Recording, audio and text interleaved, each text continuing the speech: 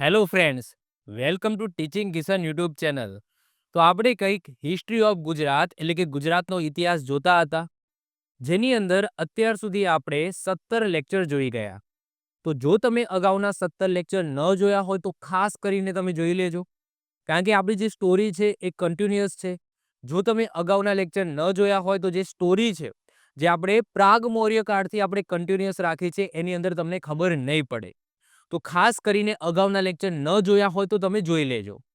History છે એ તમારે વાર્તાથી સમજવી પડે. ડાયરેક્ટ જો તમે ગોખવા બેસશો તો તમને યાદ નહીં રહે. પરંતુ જો તમે સ્ટાર્ટિંગથી લઈને એન્ડ સુધી વાર્તાના માધ્યમથી યાદ રાખશો કે ભાઈ કયા વંશ પછી કયો વંશ આવ્યો, એવા તો શું કન્ડિશન બની હતી, શું એવી સ્થિતિ બની હતી કે એક વંશનો અંત થાય છે, નવા વંશનો ઉદય થાય છે, કઈ રીતના એક વંશનો અંત થાય છે, કયો રાજા છેલ્લો હોય છે અને કઈ રીતના એક વંશ છે એ અગાઉના વંશ સાથે લિંક હોય છે. તો આ બધી વસ્તુ મેં સ્ટાર્ટિંગથી લઈને એન્ડ સુધી સારી રીતના સમજાવી છે. અગાઉના જો 17 લેક્ચર ન જોયા હોય તો પહેલા તમે જોઈ લેજો. લાસ્ટ લેક્ચરોની અંદર એટલે કે છેલ્લે 3 લેક્ચર આપણે સોલંકી વંશના લીધા, જેની અંદર આપણે સોલંકી વંશની ડિટેલ્સમાં વાત કરી, કયા કયા રાજાઓ થઈ ગયા, અને છેલ્લે છેલ્લે આપણે વાત કરતા હતા કંઈક સોલંકી વંશના છેલ્લા રાજા ત્રિભુવનપાળની. એ સમયગાળા દરમિયાન મેં વાત કરી હતી કંઈક કે ક્યાંક ને ક્યાંક વાઘેલા વંશની શરૂઆત ધોળકાની અંદર થઈ જાય છે. હવે એવી તો શું પરિસ્થિતિ હોય છે, શું કન્ડિશન હોય છે, જે આપણે લાસ્ટ લેક્ચરની અંદર થોડું ઘણું આપણે જોઈ ગયા હતા. તો આજના લેક્ચરની અંદર આપણે વાત કરવાની છે વાઘેલા વંશની. લાસ્ટ લેક્ચરની અંદર મેં એ પણ કીધું હતું કે ભાઈ વાઘેલા વંશની અંદર એક રાજા આવે છે વિસળદેવ કરીને, અને આ વિસળદેવ એ સોલંકી વંશના છેલ્લા રાજા ત્રિભુવનપાળ એમને ગાદી ઉપરથી ઉઠાડે છે અને પોતે ગાડી ઉપર બેસી જાય છે, અને આ રીતના સોલંકી વંશનો અંત થાય છે અને વાઘેલા વંશની શરૂઆત થઈ જાય છે. ક્યાંક ને ક્યાંક આ વાઘેલા વંશ છે, આ જે વાઘેલા જે શબ્દ છે એ ક્યાંક ને ક્યાંક કોઈક પુસ્તકોની અંદર સોલંકી વાઘેલા વંશ એવું પણ લખેલું હશે. હવે એવું કેમ લખેલું છે?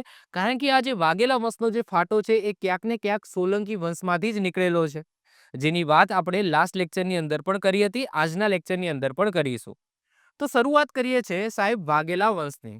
તો તમારે પહેલા તો એ સમજવાનું છે કે કઈ રીતના સોલંકી વંશ અને વાઘેલા વંશ એકબીજા સાથે લિંક હોય છે, કઈ રીતના આ વાઘેલા વંશ બને છે, અને કઈ રીતના સોલંકી વંશનો અંત થાય છે અને વાઘેલા વંશની શરૂઆત થાય છે. તો આપણે અહીંયા સોલંકી વંશના જે છેલ્લે છેલ્લે જે રાજાઓ હતા એ અહીંયા લખેલા છે, અને અહીંયા વાઘેલા વંશની અંદર જે જે વ્યક્તિઓ થઈ ગયા મેં અહીંયા લખેલા છે. હવે કઈ રીતના એકબીજા સાથે લિંક હોય છે ધ્યાનથી તમે સમજજો. સૌથી પહેલા જે વાઘેલા વંશ છે, આ વાઘેલા વંશનો સમયગાળો ક્યાંથી લઈને ક્યાં સુધી ગણવામાં આવે છે? તો 1244 એટલે કે ત્રિભુવનપાળનો અંત થાય છે અને વિસલદેવ વાઘેલા છે એ ગાદી ઉપર બેસે છે, ત્યારે વાઘેલા વંશની શરૂઆત થાય છે. અને અંત ક્યારે થાય છે? ઈસવીસન 1304 ની અંદર વાઘેલા વંશનો અંત થાય છે અને સંતલત કાળની શરૂઆત થઈ જાય છે, જે આગળ આપણે જોઈશું. તો સોલંકી વંશની અંદર આપણે વાત કરતા હતા ક્યાંક કુમારપાળની. તો કુમારપાળના સમયથી જ આ વાઘેલા વંશના વ્યક્તિઓ છે એ ઇન્ટ્રોડ્યુસ થઈ જાય છે આપણા ઇતિહાસની અંદર. કઈ રીતના શું હોય છે સમજો. તો કુમારપાળ છે, આ કુમારપાળના માસિયાઈ ભાઈ હોય છે, જેનું નામ હોય છે અર્ણોરાજ. શું હોય છે? અર્ણોરાજ. આ અર્ણોરાજના પણ અગાઉના એમના પપ્પાની વાત કરીએ તો એમના પપ્પાનું નામ હોય છે ધવલ. શું હોય છે? ધવલ. સાહેબ આ ધવલ જે વ્યક્તિ છે, આ ધવલ વ્યક્તિને ક્યાંક ને ક્યાંક સોલંકી વંશ દ્વારા સત્તા મળેલી જ હોય છે. થોડી એવી સત્તા છે એ ભોગવતો જ હોય છે. પરંતુ આગળ જતા અર્ણોરાજ છે, આ અર્ણોરાજ અને કુમારપાળ એકબીજાના સંપર્કમાં હોય છે. અર્ણોરાજ અને કુમારપાળ એકબીજાના માસિયાઈ ભાઈઓ હોય છે. એનો મતલબ શું? કે કુમારપાળની માતા અને અર્ણોરાજની માતા એ એકબીજાની બહેન હોય છે. શું હોય છે? બહેન હોય છે, એકબીજાની બહેન હોય છે. તો કુમારપાળ છે, કુમારપાળ ક્યાં છે? તો પાટણની ગાદી ઉપર છે.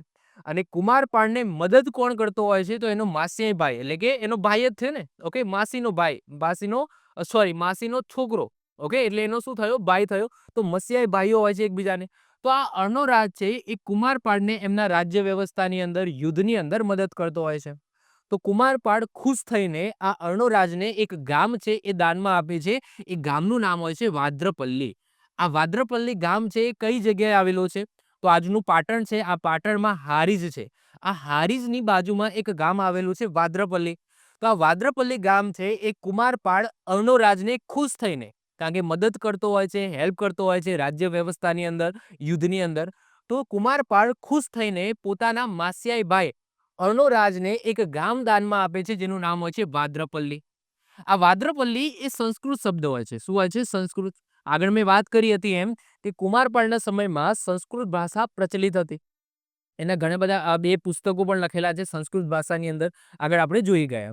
તો આ વાદ્રપલ્લી એ સંસ્કૃત શબ્દ હોય છે અને આગળ જતા આ વાદ્રપલ્લીનું શું થઈ જાય છે? વાઘેલ થઈ જાય છે. વાઘેલ ગામ થઈ જાય છે.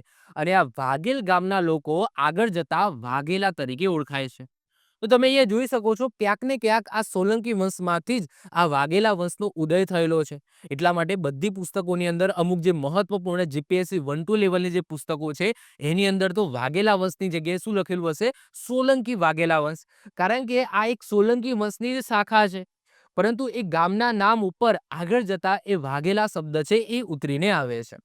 તો ફરીથી આટલી વસ્તુ રિપીટ કરું છું કારણ કે કઈ રીતના સોલંકી વંશ અને વાઘેલા વંશ એકબીજા સાથે લિંક છે એ તમારે સમજવાનું છે. કુમારપાળ અને અર્ણોરાજ એકબીજાના માસ્યાઈ ભાઈઓ છે. અર્ણોરાજ છે એ કુમારપાળને હેલ્પ કરતો હોય છે, મદદ કરતો હોય છે, જેનાથી ખુશ થઈને કુમારપાળ અર્ણોરાજને ભાદ્રપલ્લી જે આજના પાટણની હારીજ છે આ હારીજ પાસે એક ગામ છે દાનમાં આપે છે. આગળ જતા વાદ્રપલ્લીનું વાઘેલ થાય છે અને વાઘેલ છે આ વાઘેલ ગામની અંદર જે રહેતા લોકો છે એ આગળ જતા વાઘેલા તરીકે ઓળખાય છે. ક્લિયર છે? ઓકે. હવે અર્ણોરાજનો પુત્ર હોય છે જેનું નામ હોય છે લવણ પ્રસાદ. હવે જુઓ જે પોતે અર્ણોરાજની જે પરંપરા હોય છે કે ભાઈ સોલંકી વંશ ચાલે છે, આ સોલંકી વંશના જેટલા પણ રાજાઓ છે એમની આપણે સેવા કરવાની છે. સેવા ધેટ્સ મીન્સ કે એમને હેલ્પ કરવાની છે, એમના કાર્યોની અંદર મદદ કરવાની છે, એમના સલાહ સૂચનો આપવાના છે, યુદ્ધની અંદર મદદ કરવાની છે. આ જ સ્ટાર્ટિંગમાં વાઘેલા વંશના જે વ્યક્તિઓ છે એમનો ધર્મ હોય છે. તો લવણ પ્રસાદ પણ અર્ણોરાજ જે પિતાએ જે કાર્ય કર્યું છે સોલંકી વંશ માટે જે હેલ્પ કરવાનું એને કન્ટિન્યુઅસ રાખે છે. અને લવણ પ્રસાદ પણ ક્યાંક ને ક્યાંક વાદ્રપલ્લીની અંદર હોય છે. આ લવણ પ્રસાદના સમયમાં હવે કુમારપાળ નથી. કોણ આવી ગયું છે? તો કુમારપાળનો પુત્ર હોય છે અજયપાળ, જે બહુ ઓછું રાજ્ય મતલબ કે ઓછું રાજપાટ છે એ ભોગવે છે. અજયપાળ પછી મૂળરાજ બીજો આવે છે. એ પણ 2-1 વર્ષ જેટલું રાજપાટ ભોગવે છે. અને મૂળરાજ બીજો પછી કોણ આવે છે? ભીમદેવ બીજો આવે છે. આ ત્રણેય ત્રણના સમયમાં કોણ હોય છે? લવણ પ્રસાદ હોય છે. અને ભીમદેવ બીજાના સમયમાં વીર ધવલ પણ આવી જાય છે અને લવણ પ્રસાદ બંને હોય છે. એટલે કે લવણ પ્રસાદ છે એ અજયપાળ, મૂળરાજ બીજો અને ભીમદેવ બીજો આ ત્રણે ત્રણને યુદ્ધોની અંદર એમના રાજપાટ ચલાવવામાં અને સંધિઓ કરવામાં મદદ કરતો હોય છે. તો લવણ પ્રસાદ છે આ લવણ પ્રસાદ એ અજયપાળના સમયમાં પણ હોય છે, મૂળરાજ બીજાના સમયમાં પણ હોય છે અને ભીમદેવ બીજાના સમયમાં પણ હોય છે. કારણ કે તમે જો અજયપાળ અને જે મૂળરાજ બીજો છે એ બહુ ઓછું રાજપાટ ભોગવે છે, બહુ ઓછા સમય માટે રાજગાદી ઉપર આવે છે. જ્યારે ભીમદેવ બીજો એ સૌથી વધુ એટલે કે સોલંકી વંશમાં સૌથી વધુ 64 વર્ષનું રાજપાટ ભોગવે છે. 64 વર્ષ સુધી ગાદી ઉપર રહે છે. તો એના સમયમાં લવણ પ્રસાદ પણ હોય છે અને લવણ પ્રસાદનો પુત્ર વીર ધવલ એ પણ ભીમદેવ બીજાના સમયમાં આવી જાય છે.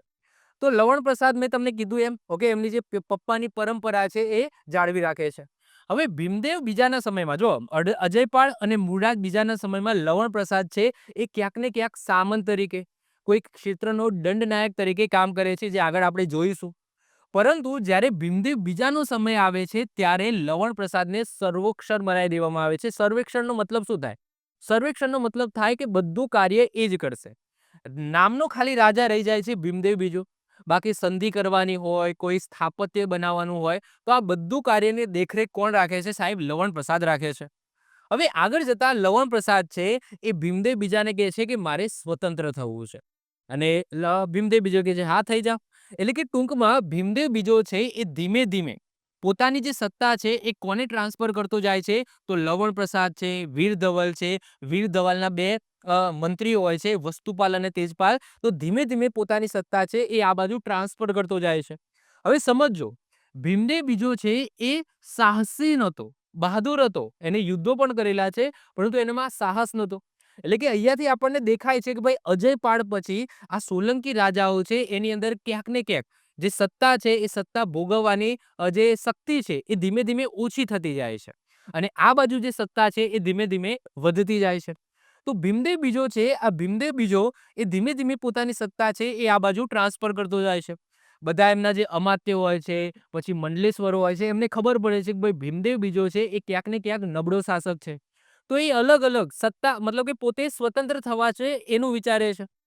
તેમાં લવણ પ્રસાદ છે, લવણ પ્રસાદ પણ પોતે સ્વતંત્ર થવાનું વિચારે છે અને લવણ પ્રસાદને મંજૂરી મળી જાય છે અને લવણ પ્રસાદ છે એ ધવલકપુરી જે આજનું આપણું ધોળકા, ઓકે, આ ધોળકા છે, આ ધોળકા નગર વસાવે છે અને ધોળકા નગરમાં પોતે સ્વતંત્ર થાય છે, પોતે અને પોતાનો પુત્ર છે એ સ્વતંત્ર થાય છે. એટલા માટે લવણ પ્રસાદને ધોળકાનો રાણો પણ કહેવામાં આવે છે. એટલે કે લવણ પ્રસાદે ધોળકા વસાવ્યું અને પોતે સ્વતંત્ર થયું. પરંતુ ભીમદેવ બીજાએ કીધું કે ભાઈ ભલે તું સ્વતંત્ર થઈ જા, પરંતુ મારું જે રાજપાટ છે, સંધિ કરવાની છે, યુદ્ધો એની આગેવાની કરવાની છે, એ બધું તારે જ કરવું પડશે. તો લવણ પ્રસાદ કહે છે હા. ઓકે, લવણ પ્રસાદ એ વિરોધ નથી કરતો. ઓકે, અહીંયા કોઈ એવું થતું નથી કે ભાઈ ભીમદેવ બીજાના સામે આવી જાય છે. ના, એવું નથી થતું. એ હજુ પણ સેવામાં છે, એનો પુત્ર પણ હજુ ભીમદેવ બીજાના સેવામાં જ છે. પરંતુ પોતે અમુક એક નગર વસાવીને સ્વતંત્ર થયા છે. બાકી બધું કાર્યભાર ભીમદેવ બીજાનો લવણ પ્રસાદ અને એમનો પુત્ર વીર ધવલ છે એ જ સંભાળતા હોય છે. ઓકે, લવણ પ્રસાદ સર્વેક્ષણનો મતલબ શું થાય કે ભીમદેવ બીજો ખાલી રાજા છે, બાકી બધું રાજપાટ કોણ ભોગવે છે, મતલબ કે એની સત્તા કોના જોડે છે, લવણ પ્રસાદ પાસે છે. ઓકે, રાજા તરીકે ભીમદેવ બીજો છે, બાકી કોઈ નિર્ણય લેવાનો હોય, કોઈ સંધિ કરવાની હોય, યુદ્ધની અંદર આગેવાની કરવાની હોય, આ બધા નિર્ણયો લવણ પ્રસાદ લેતો હોય છે. ધીમે ધીમે લવણ પ્રસાદ છે, લવણ પ્રસાદ પછી એનો પુત્ર વીર ધવલ આવે છે. હવે લવણ પ્રસાદને બે પુત્રો હોય છે, વીર ધવલ અને વિરમદેવ. ઓકે, બે પુત્રો હોય છે.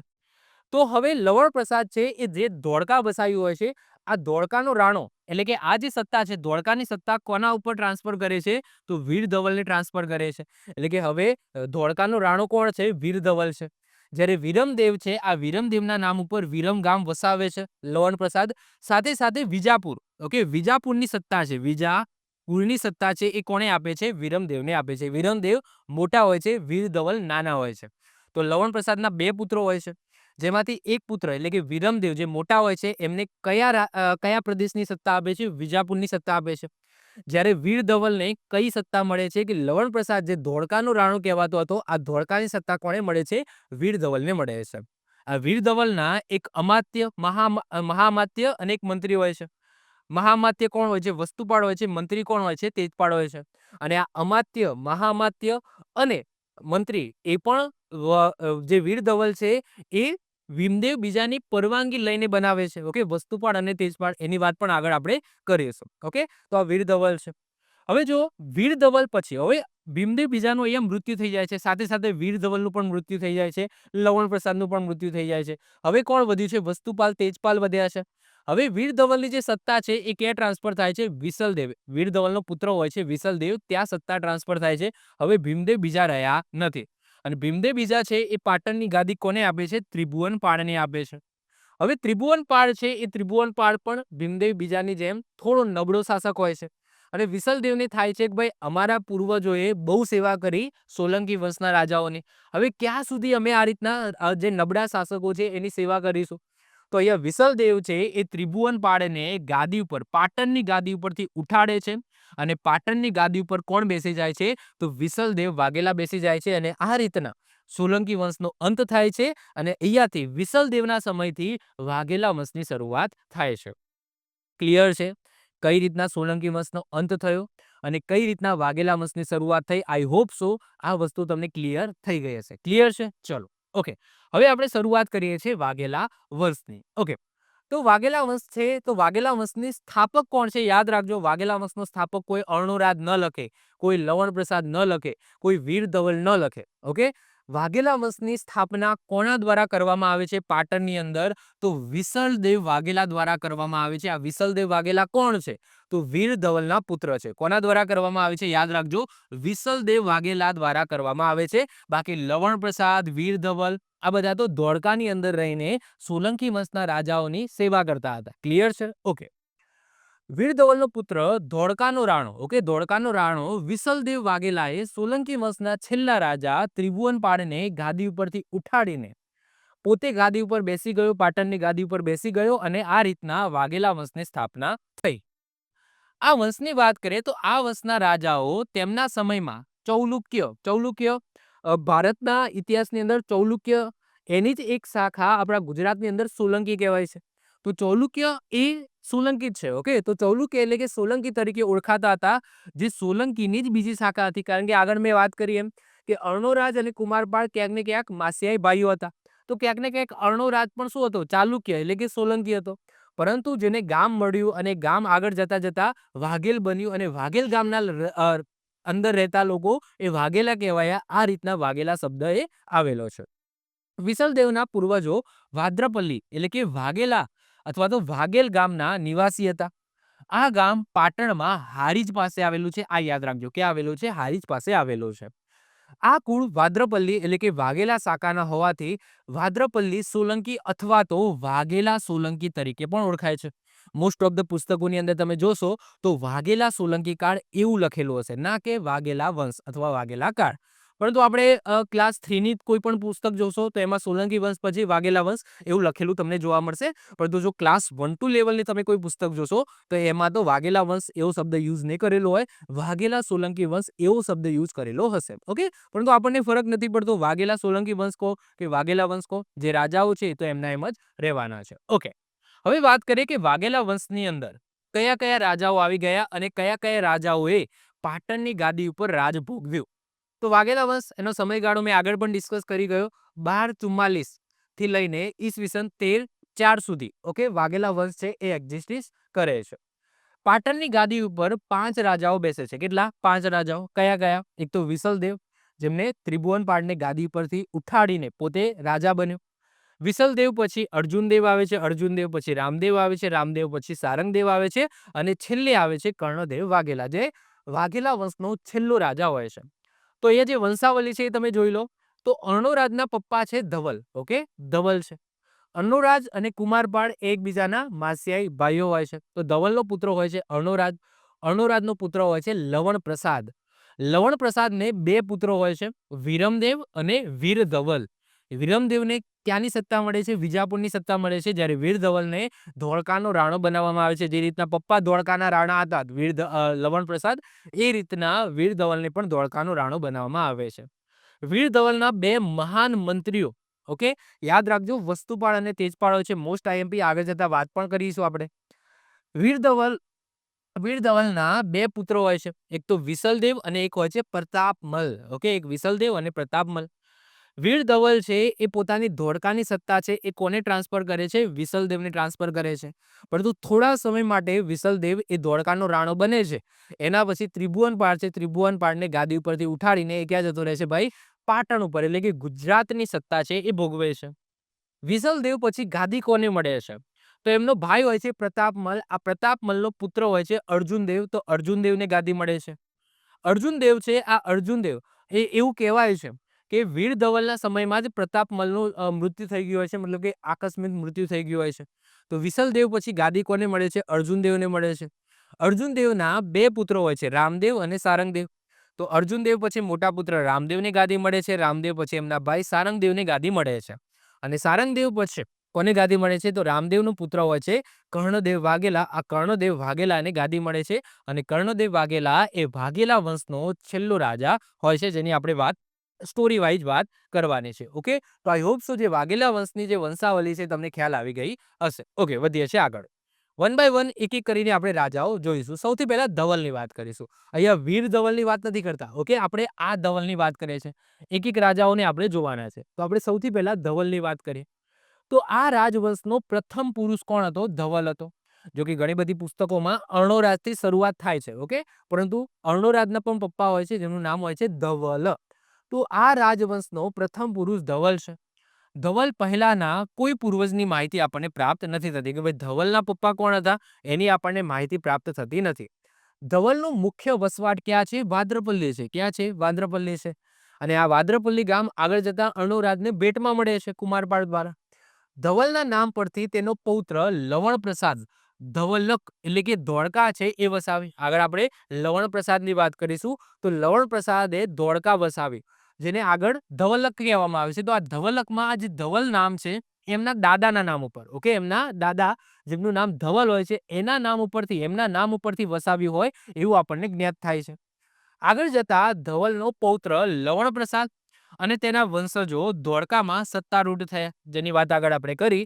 અને ધોળકા એ મહાભારત સમયમાં વિરાટ નગરી કહેવાતું હતું. શું? વિરાટ નગરી કહેવાતું હતું આ ધોળકા.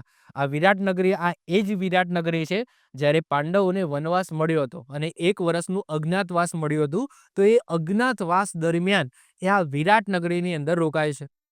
જો મહાભારત જોઈ હશે તો એમાં વિરાટ નગરી છે, આ વિરાટ નગરીના રાજા વિરાટ, ઓકે, એની ચર્ચા થયેલી છે મહાભારતની અંદર. ઓકે, પરંતુ ધોળકાની અંદર, આ જે ધોળકા છે એ મહાભારત સમયની અંદર વિરાટ નગરી તરીકે ઓળખાતો હતો. હવે ધવલ પછી એમનો પુત્ર આવે છે અર્ણોરાજ. આ અર્ણોરાજને આનક પણ કહેવામાં આવે છે. આ યાદ રાખજો, સત્તારૂઢ નામ શું છે? જ્યારે એ સત્તા સંભાળે છે ત્યારે એ કયા નામે ઓળખાય છે? આનક તરીકે ઓળખાય છે. કોઈક જગ્યાએ આનાક પણ કીધું છે. આનાક, કોઈ પુસ્તકોમાં આનાક પણ લખેલું છે, અથવા તો આનક, આનક અથવા તો આનાક તરીકે ઓળખાતો હતો. તો અર્ણોરાજના 2 નામ છે, એક તો અર્ણોરાજ અને બીજું આનક. આનક છે એ સત્તારૂઢ નામ છે, એટલે કે જ્યારે સત્તા ઉપર બેસે છે ત્યારે એનું નામ આનક થાય છે. જે સોલંકી રાજવી કુમારપાળનો મસિયાઈ ભાઈ હતો. આ સંબંધે તે કુમારપાળની સેવામાં રહેતો હતો. અર્ણોરાજના કાર્યથી ખુશ થઈને કુમારપાળે પોતાને સામંત બનાવ્યો. સામંત પણ ક્યાંની સત્તા આપી? સામંત બનાવ્યો પણ ક્યાંની સત્તા આપી? તો વાદ્રપલ્લીનો સામંત બનાવ્યો, એટલે કે વાદ્રપલ્લીનો સ્વામી બનાવ્યો અને સામંત તરીકે. વાદ્રપલ્લીનો કાર્યભાર એ કોને આપવામાં આવ્યો? અર્ણોરાજને આપવામાં આવ્યો અને એ પાટણની ગાદીના આધિપત્ય નીચે સામંત તરીકે રહ્યો. અર્ણોરાજ એ વાદ્રપલ્લીના રાજવંશનું પ્રથમ પુરુષ છે. એટલે કે આ જે વાદ્રપલ્લી છે, જે આગળ જતા વાઘેલ અને પછી વાઘેલા કહેવાય, તો આ વાદ્રપલ્લીનો રાજવંશનો પ્રથમ પુરુષ કયો? તો એ છે અર્ણોરાજ. જો આમના પપ્પા ધવલ છે એ વાદ્રપલ્લીની અંદર રહેતા હતા, પરંતુ વાદ્રપલ્લીની સત્તા ભોગવતા હતા નહીં. પરંતુ એમનો પુત્ર અર્ણોરાજ છે એ વાદ્રપલ્લીનો સ્વામી બની ગયો અને પાટણનો સામંત બની ગયો, પાટણની ગાદીનો સામંત બની ગયો. અર્ણોરાજની પત્નીનું નામ શું છે? સંલક્ષણા છે. સંલક્ષણા, જેને સલખણ દેવી પણ કહેવામાં આવે છે. તો કોઈક પુસ્તકોમાં સલખણ દેવી લખેલું છે, કોઈક પુસ્તકોમાં સંલક્ષણા, બંને એક જ છે. ઓકે, સંલક્ષણા અથવા તો સલખણ દેવી હતું કોની? અર્ણોરાજની પત્નીનું નામ. મહત્વપૂર્ણ છે, નામ યાદ રાખજો, કારણ કે લવણ પ્રસાદ એમના નામ ઉપર સ્થાપત્ય બનાવે છે, એટલા માટે યાદ રાખવાનું છે. અનુસૂચિ મુજબ ભીમદેવ બીજાના અમાત્યો અને માંડલિકો ભીમદેવ બીજાનું રાજ્ય પડાવી લેવા તૈયાર થઈ ગયા હતા. ઓકે, પડાવી લીધું હતું.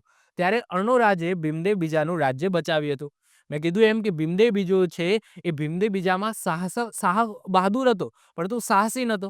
તો એ સમયે જેટલા પણ જે એમના મોટા માંડલિકો હતા, અમાત્યો હતા, એક ભાઈ આવા રાજાની શું સેવા કરવાની? તો એ ધીમે ધીમે સ્વતંત્ર થવા માંડ્યા અને અમુક અમાત્યો અને માંડલિકો એવું વિચાર્યું કે આપણે આ રાજાને જ ગાદી ઉપરથી ઉઠાડીને આપણે સત્તા ભોગવીએ. ત્યારે અર્ણોરાજે આ ભીમદેવ બીજાની ગાદી બચાવી હોય એવી માહિતી પણ આપણને મળે છે. આગળ આવશે લવણ પ્રસાદ. લવણ પ્રસાદ એ અર્ણોરાજનો પુત્ર હોય છે. તો પિતાનું નામ શું હોય છે? અર્ણોરાજ હોય છે. માતાનું નામ શું હોય છે? તો સંલક્ષણા અથવા તો સલખણ દેવી. પત્નીનું નામ શું હોય છે? તો મદન રાગણી. શું હોય છે? મદન રાગણી એ નામ હોય છે. પુત્રોની વાત કરીએ તો લવણ પ્રસાદને 2 પુત્રો હોય છે. એકનું નામ હોય છે વિરમદેવ અને બીજાનું નામ હોય છે વીરધવલ. કોઈક પુસ્તકોની અંદર આવું પણ લખેલું હશે, જે તદ્દન ખોટું છે. ઓકે, શું લખેલું હશે?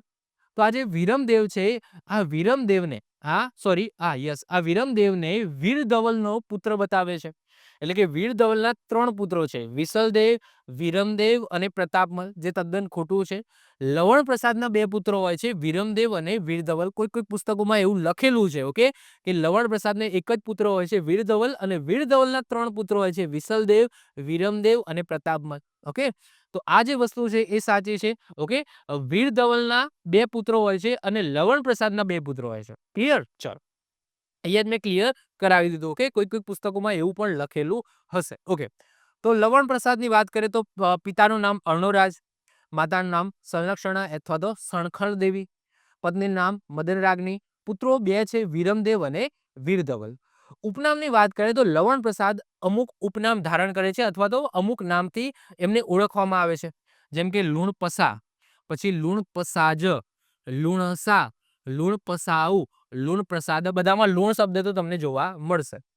લવણ પ્રસાદ એ અજયપાળના સમયમાં, યાદ રાખજો, ભિલસાનું દંડનાયક હતો. જો આ સર્વેક્ષણ ક્યારે બને છે? ઓકે, સર્વેક્ષણ ક્યારે બને છે? ભીમદેવ બીજાના સમયમાં.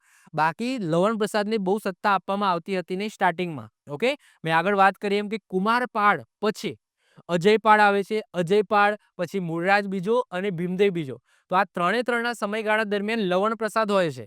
પરંતુ અજયપાળના સમયગાળા દરમિયાન, મૂળરાજ બીજાના સમયગાળા દરમિયાન એ લવણ પ્રસાદને વધારે સત્તા આપતા નથી. અમુક પ્રદેશના દંડનાયક તરીકે એમને કામ મળે છે. તો જો લવણ પ્રસાદને અજયપાળના સમયમાં માત્ર ભિલસાનો દંડનાયક બનાવવામાં આવે છે. જે ભિલસા પ્રદેશ છે એનો દંડનાયક બનાવવામાં આવે છે. જ્યારે ભીમદેવ બીજાના સમયમાં તો એને સર્વેક્ષણ બનાવી દેવામાં આવે છે કે બધું તારે જ કરવાનું છે. ઓકે, હું રાજા તરીકે છું, બાકી બધું કાર્યભાર કોને સંભાળવાનું છે? ભાઈ તારે સંભાળવાનું છે. તારે જે કરવું હોય એ કર. તો ભીમદેવ બીજાના સમયમાં લવણ પ્રસાદને ધોળકાનો, કારણ કે ધોળકા છે હવે એને આપી દીધું. ઓકે, ધોળકા એને આપી દીધું. તો ધોળકાનો દંડનાયક અથવા તો સામંત બનાવ્યો, જેને ધોળકાનો રાણો પણ કહેવામાં આવે છે.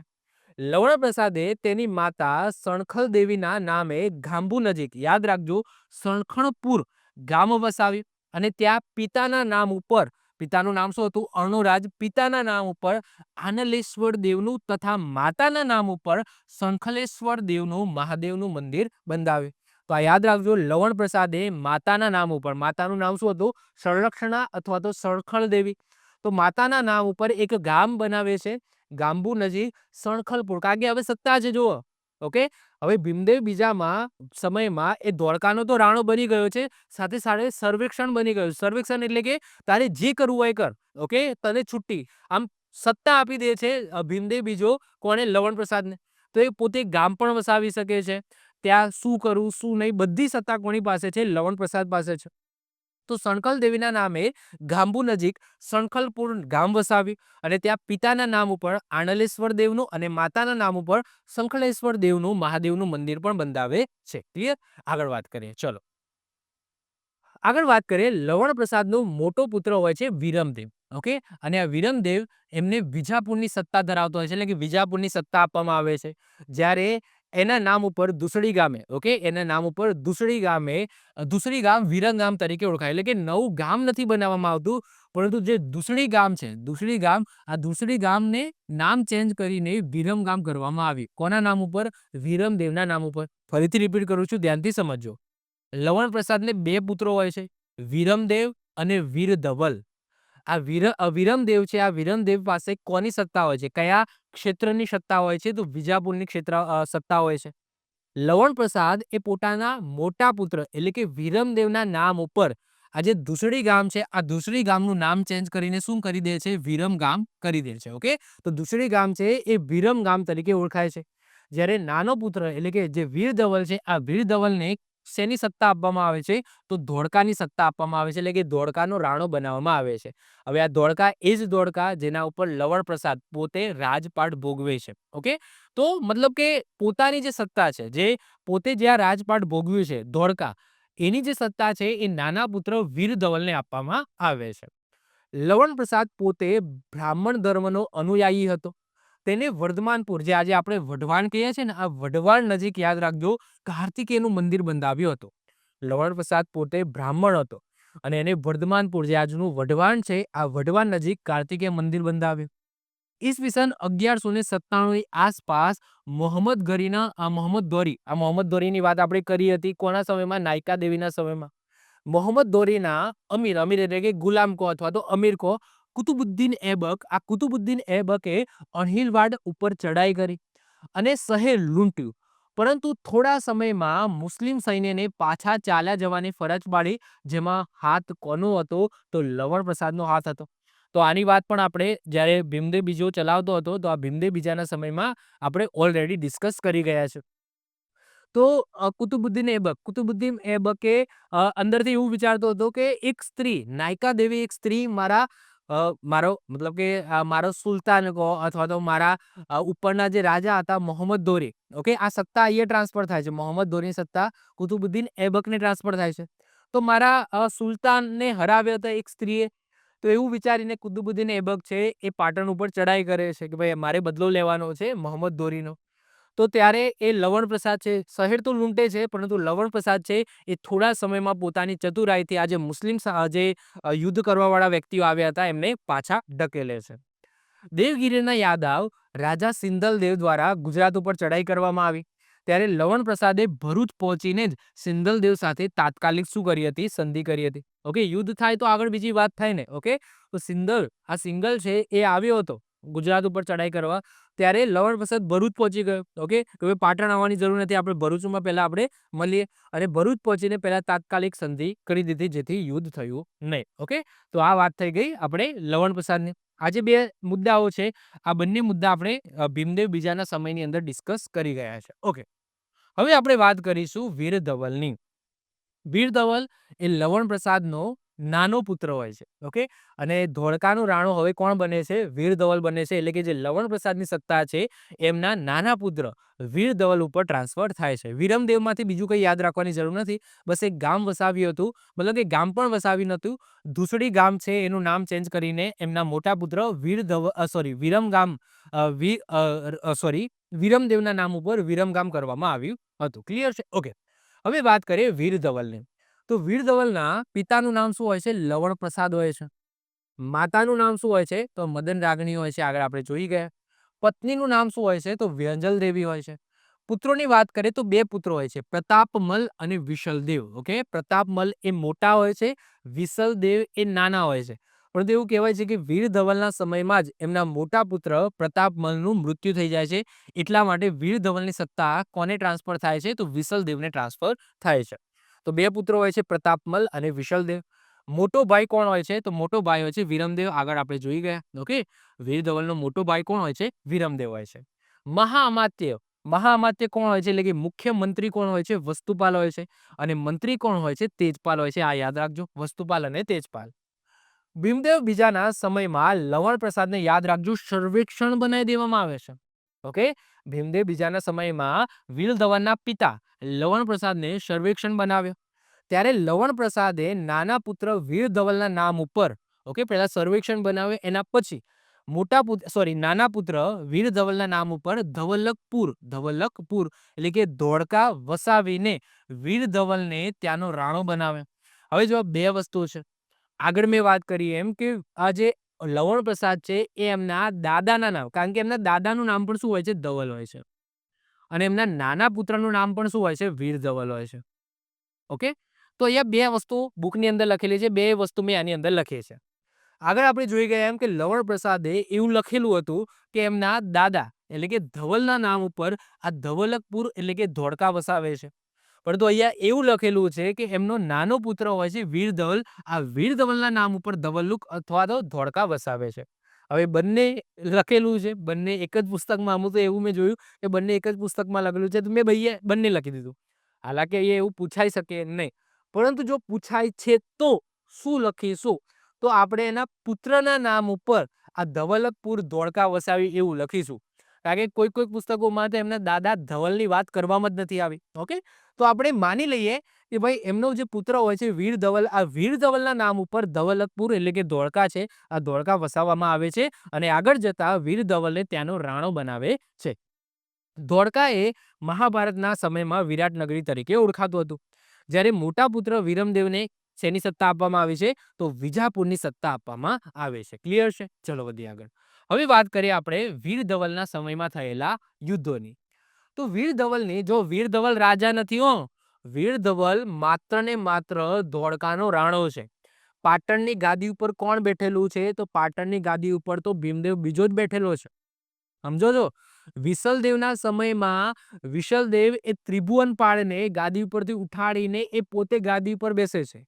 પરંતુ આ એક એવો સમયગાળો હોય છે કે વીર ધવલ પાસે, મતલબ કે વીર ધવલ એ પાટણનો રાજા નથી, ભીમદેવ બીજો છે, પરંતુ બધી સત્તા ધરાવે છે, રાજા જેવી સત્તા ધરાવે છે. કોણ? વીર ધવલ. કારણ કે ધીમે ધીમે જે ભીમદેવ બીજો છે એ બધી સત્તા કોના ઉપર ટ્રાન્સફર કરે છે? તો આમના પપ્પા લવણ પ્રસાદ અને વીર ધવલ ઉપર ટ્રાન્સફર કરે છે. આ સમયગાળો, આ એવું સમયગાળો છે જ્યાં લવણ પ્રસાદ પણ એક્ઝિસ્ટ કરે છે અને વીર ધવલ પણ એક્ઝિસ્ટ કરે છે. આ રીતના બાપ અને પુત્ર, ઓકે, પિતા અને પુત્ર બંને સાથે મળીને કોની સેવામાં છે? ભીમદેવ બીજાની સેવામાં છે. અને ભીમદેવ બીજો બધી સત્તા છે એ લવણ પ્રસાદ અને એના પુત્ર વીર ધવલને આપી દીધી છે. તો આમને જે યુદ્ધ કરવા હોય, સંધિ કરવી, એ બધું આજ કરતા હતા. એટલા માટે એ વીર ધવલના સમયના યુદ્ધો લખેલું છે, ના કે ભીમદેવ બીજાના સમયના યુદ્ધો. ઓકે, તો વીર ધવલની વિનંતીથી પાટણના સોલંકી રાજવી ભીમદેવ બીજો એ વસ્તુપાલ અને તેજપાલને ધોળકા મોકલીને મહાઅમાત્ય બનાવે. ઓકે, તો આ પણ જો ભીમદેવ બીજો છે, આ ભીમદેવ બીજાને ખાલી પરવાનગી લીધી કે ભાઈ અમે આ બે વ્યક્તિઓ વસ્તુપાલ અને તેજપાલને આપણે ધોળકાના મહાઅમાત્ય બનાવવા છે. ભીમદેવ બીજો કે તમારે કરવું હોય કરો. ઓકે, તો ભીમદેવ બીજો હા પાડી દે છે. તો આ સમયગાળા દરમિયાન એટલે કે વીર ધવલના સમયગાળા દરમિયાન વસ્તુપાલ અને તેજપાલ, આ વસ્તુપાલ તેજપાલ કોણ છે જેની વાત હમણાં આપણે કરીએ છીએ, તો વસ્તુપાલ અને તેજપાલને ધોળકા મોકલીને મહાઅમાત્ય એટલે કે મુખ્યમંત્રી બનાવવામાં આવે છે. વસ્તુપાલ છે એને મહાઅમાત્ય બનાવવામાં આવે છે, જ્યારે તેજપાલને મંત્રી બનાવવામાં આવે છે.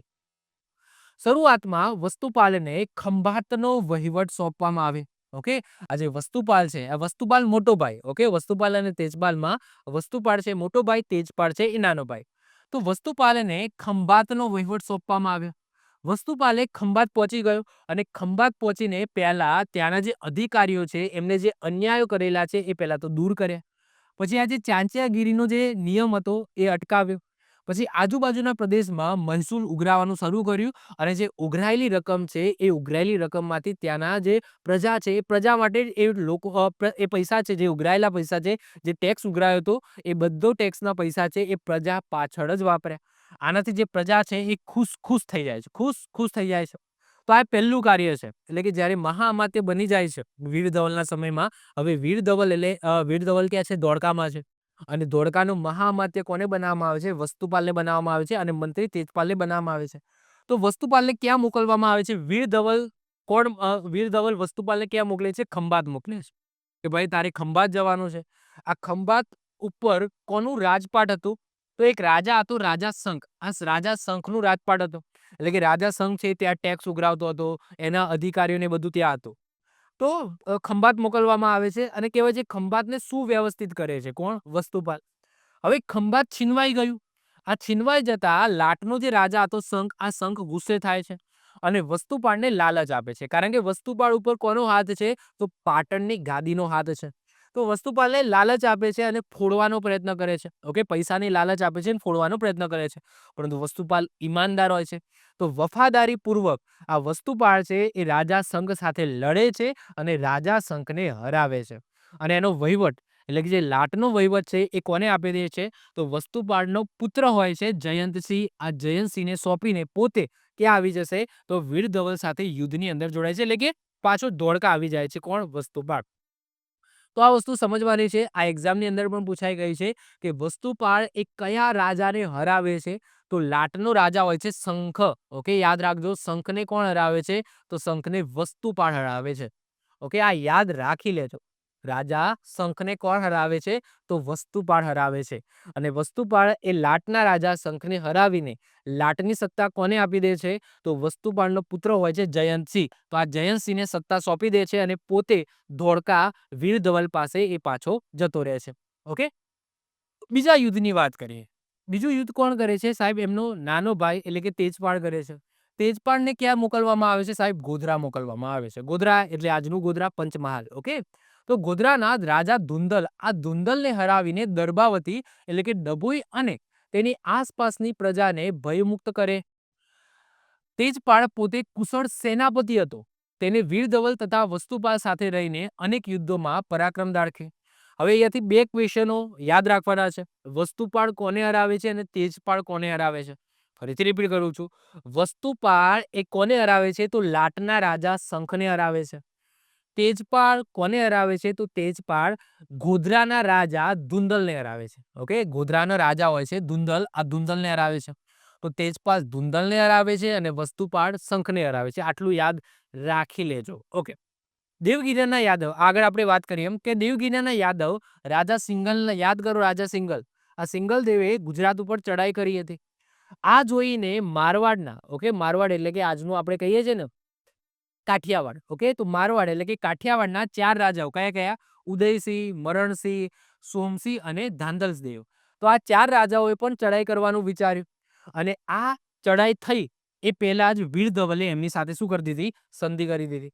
સાહેબ આ 4 રાજાઓએ ક્યાં ચડાઈ કરવાનું વિચાર્યું? તો યાદ રાખજો, પાટણ ઉપર, ના કે ધોળકા ઉપર. ઓકે, પરંતુ પાટણની સત્તા બધી કોના જોડે છે? સાહેબ વીર ધવલ પાસે છે.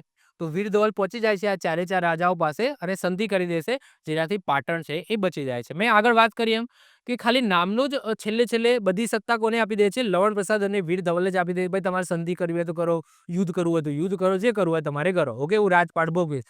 આ રીતના 64 વર્ષ સોલંકી વંશમાં સૌથી વધારે રાજપાટ ભોગવનાર ભીમદેવ બીજો બને. ઓકે, વીર ધવલના સમયમાં સિંધના સરદાર, આ યાદ રાખજો, ખાસખા. ઓકે, આ ખાસખાએ ચડાઈ કરીને લૂંટ ચલાવી. પરંતુ પાછા ફરતી વખતે મેવાડના રાજા હોય છે જૈત્રસિંહ. આ જૈત્રસિંહ એ પાટણમાંથી જ સ્વતંત્ર થયેલા હોય છે. તો આ મેવાડના રાજા હોય છે જૈત્રસિંહ એ ખાસખાને હરાવે છે જ્યારે રિટર્ન પડતા હોય છે ત્યારે. પરંતુ વીર ધવલના સમયમાં યાદ રાખજો, સિંધના એક સરદારનું આક્રમણ થયું હતું જેનું નામ હતું ખાસખા. શું હતું? ખાસખા. અને આ ખાસખાએ પાટણ ઉપર લૂંટ ચલાવી હતી. પરંતુ પાછા ફરતી વખતે મેવાડના રાજા જૈત્રસિંહ, જે ક્યાંક ને ક્યાંક પાટણથી જ સ્વતંત્ર થયેલા છે, આ જૈત્રસિંહે આ ખાસખાને હરાવ્યા હતા. ઈસવીસન 1238માં વીર ધવલનું અવસાન થયું. વીર ધવલનું અવસાન થયું અને વિસલદેવ છે એ ગાદી ઉપર આવ્યો. આ વીર ધવલના મૃત્યુ પહેલા, ઓકે, લવણ પ્રસાદ છે એનું પણ મૃત્યુ થઈ ગયું. અને વીર ધવલના થોડા સમય પછી ભીમદેવ બીજાનું પણ મૃત્યુ થઈ ગયું. તો હવે ભીમદેવ બીજો પણ નથી, વીર ધવલ પણ નથી, લવણ પ્રસાદ પણ નથી. હવે કોણ છે? તો સાહેબ વિસલદેવ છે એ ધોળકાનો રાણો બની ગયો છે. જે વસ્તુપાળ અને તેજપાળ હજુ પણ છે. ઓકે, વસ્તુપાળ તેજપાળ હજુ મર્યા નથી. તો વિસલદેવના સેવામાં હવે કોણ આવી ગયા છે? વસ્તુપાળ અને તેજપાળ આવી ગયા છે. અને આ બાજુ જો તમે જોશો તો પાટણની ગાદી ઉપર હવે થોડા સમય પછી ભીમદેવ બીજો છે એનું પણ મૃત્યુ થઈ જાય છે. હવે પાટણની ગાદી ઉપર કોણ આવી ગયો છે? ત્રિભુવનપાળ આવી ગયો છે. પરંતુ વિસલદેવ ચલાવીએ એ પહેલા આપણે વસ્તુપાળ અને તેજપાળને સમજી લઈએ. ઓકે, કે વસ્તુપાળ તેજપાળ એકચ્યુઅલી હતા કોણ? વાત કરીએ આપણે વસ્તુપાલ તેજપાલની, તો એમનો જન્મ ક્યાં થયો હતો? પાટણની અંદર જ થયો હતો. સાહેબ, વસ્તુપાલ અને તેજપાલના પિતાનું નામ શું હતું? અશ્વરાજ હતું. અને માતાનું નામ શું હતું? કુમારદેવી હતી. ઓકે, હવે આ કુમારદેવીએ બીજા લગ્ન કર્યા હતા, પુનઃ લગ્ન કર્યા હતા. અને પુનઃ લગ્ન કોની સાથે કર્યા હતા? અશ્વરાજ સાથે કરેલા હતા. તો એઓ પુનઃ લગ્ન કરેલી વિધવા માતા કુમારદેવી અને અશ્વરાજના પુત્રો હતા. એટલે કે કુમારદેવીના એના પહેલા પણ લગ્ન થયેલા છે. પરંતુ વસ્તુપાળ તેજપાળ એમના પુત્રો નથી. એટલે કે જે પિતા મરી ગયો એમના પુત્રો નથી. કુમારદેવીએ જે બીજા લગ્ન કર્યા અશ્વરાજ સાથે, તો આ અશ્વરાજ અને કુમારદેવીના પુત્રો છે વસ્તુપાળ અને તેજપાળ. જ્ઞાતિની વાત કરીએ તો પોરવાડ, ઓકે, પાટણની પોરવાડ જ્ઞાતિના વાણિક બ્રાહ્મણ હતા. ઓકે, વસ્તુપાળ અને તેજપાળ કોણ હતા? તો પોરવાડ વાણિક હતા. ઓકે, પોરવાડ વાણિક હતા. યાદ રાખજો, પાટણના પોરવાડ વાણિક હતા. ઓકે, એટલું યાદ રાખી લેજો. વસ્તુપાલ અને તેજપાલની પત્નીના નામ ખાસ યાદ રાખવાના છે. વસ્તુપાલની પત્નીનું નામ હોય છે લલિતા દેવી, જે જેઠાણી હોય છે. અને તેજપાલની પત્નીનું નામ હોય છે અનુપમા દેવી, જે દેરાણી હોય છે.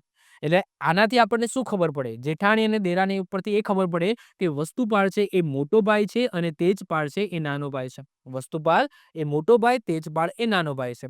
કઈ રીતે યાદ રાખીશું? તો અહીંયા એક ટ્રીક છે જે હું તમને આપું છું. વસ્તુની લલિતા અને અનુપમ તેજ. અનુપમ તેજ આ રીતના યાદ રાખી શકો. બે વાક્યો યાદ રાખી શકો.